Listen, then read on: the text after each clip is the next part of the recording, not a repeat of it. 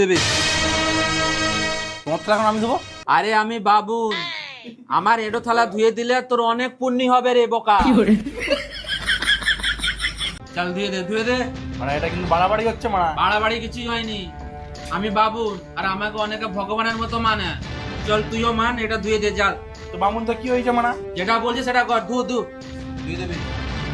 বালের এই প্রদীপ, কি শুনো তো, এদিকে শুনো। এই শালা আজকে ডাকছে মানে মজা হবে, দেখি যাই। এই চলে এসছো? হ্যাঁ, এই গ্লাসটা